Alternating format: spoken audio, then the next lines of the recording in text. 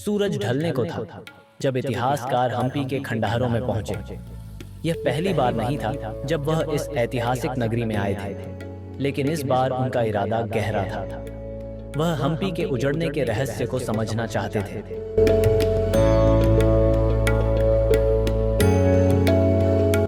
जैसे ही इतिहासकार विजय विट्ठल मंदिर की ओर बढ़े, उन्हें एक वृद्ध संत मिले।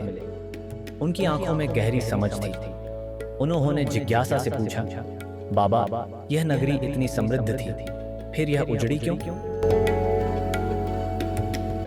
संत मुस्कुराए और बोले, बेटा, इतिहास सिर्फ पत्थरों में नहीं, हवा में भी बसता है। इसे समझने के लिए तुम्हें समय में पीछे जाना होगा।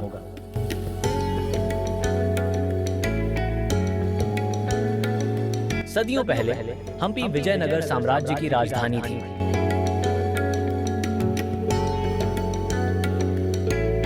राजा कृष्णदेव राय के समय में यह दुनिया की सबसे समृद्ध नगरी थी।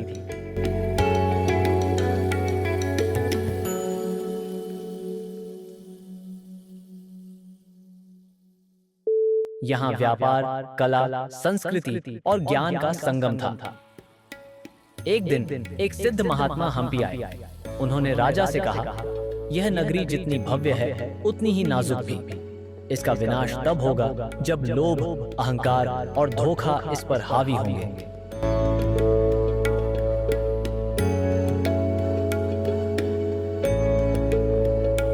राजा ने ध्यान नहीं दिया और नगर के वासी अपने वैभव में खो गए। महात्मा की भविष्यवाणी धीरे धीरे साकार होने लगी।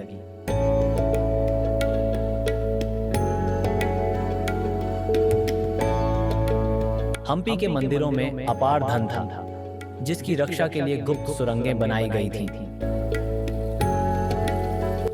किंवदंती है कि कुछ विदेशी जासूसों ने इन खजानों की जानकारी बाहरी शासकों तक पहुंचा दी।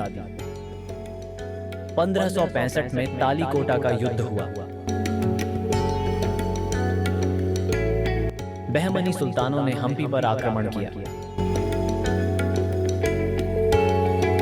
नगर जल उठा, मंदिर टूट गए और व्यापारिक केंद्र राख में बदल गए।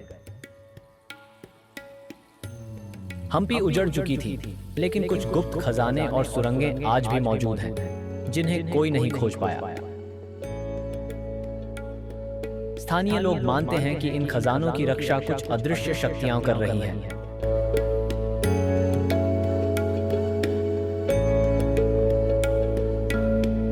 आज भी हम्पी के खंडहरों में रात के समय अजीब रोशनी दिखाई देती है।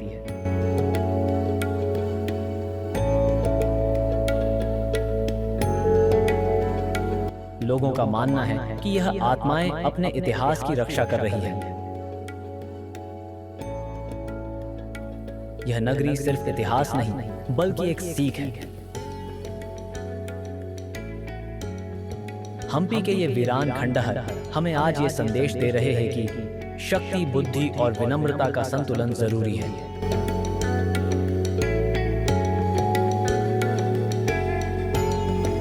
जो अपनी जड़ों से कट जाता है, वह उजड़ जाता है। हम्पी की यह कहानी सिर्फ अतीत की नहीं, बल्कि भविष्य की भी है।